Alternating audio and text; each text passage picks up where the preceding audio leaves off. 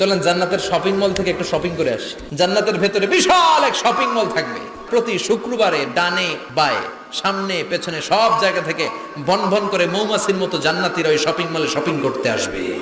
ইচ্ছে মতো দেদারসের পোশাক কিনবে, ইচ্ছে মতো শপিং করবে, টাকা দেয়া লাগবে না, ক্রেডিট কার্ড লাগবে না। সুবহানাল্লাহ পড়েন।